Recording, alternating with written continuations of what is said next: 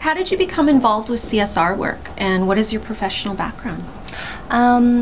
Before working for Lush, I was working for an NGO for more than 10 years. And so more grassroots work you do, more you kind of get to understand that the roots of social or environmental problems might have to do with what businesses do. And that I was feeling that really to make a change to the world, we really have to get the companies, businesses involved in the whole process. And so I was always wanting to be a part of an ethical business to show a good example of how business can run ethically. My background is NGO called Peace Boat, going around the world, creating a culture of peace through intercultural exchange. I was also doing some research work at university for CSR and Global Compact.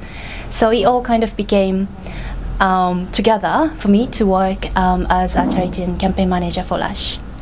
Great. What challenges do you face with launching CSR initiatives in Japan? What works? What doesn't work? I think the CSR, the term itself is a lot misinterpreted in Japan, as that concept came from the West really, and before it got really localized in Japan's context, the idea got spread, and I think CSR is still a lot understood as philanthropy or donation, and so really to have people understand that CSR isn't just about something optional you can do when you have good sales. It is something that throughout the business you have to do with all the stakeholders involved. That is still a challenge that I face, or we face. When launching a global campaign, how do you align it with your customer base in Japan? We are UK-based business, and so when we run the global campaign, it comes from UK. There, I think a campaign that has a radical message works really good, whereas in Japan, if you are too radical, it may be difficult to have people follow you. We still need to have a strong message with some soft and genuine approach. So that's always some tweak that I make when we launch a global campaign in Japan. So when you say radical, what do you mean by radical campaigns? Radical campaigns are something that goes beyond people's expectation, I think. When we are at the moment running a campaign called We Believe in Love, which is a campaign to appeal against Russia's anti-gay law and talking about love being an equal human right.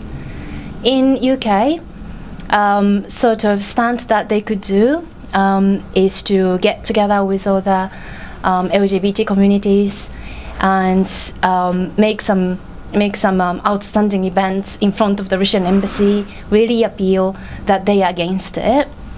Whereas in Japan, the way that I talked about is that, would you like a society that you can be who you are?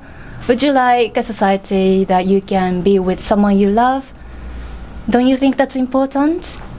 Let's stand against this law. You know, like it's just a different way to talk about the same issue.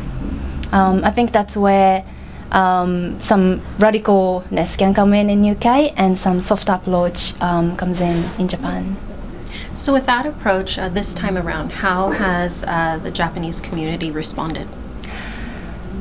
When we think about the LGBT rights, I think there's still a culture of silence. People do want to talk about it, but it's not outspoken, so not quite sure where to start.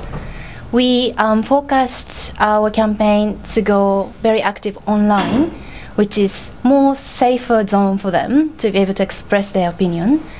And on the first day that we launched the campaign, the biggest number of messages and photos came up was from Japan, and that there were a lot of even radical messages out there, and so we really felt that the need or the want for them to talk about this kind of issue is there. It's just a matter of how you campaign it and what kind of tool you use. So in your stores, has that translated to more of an awareness about the campaign, about rights in general?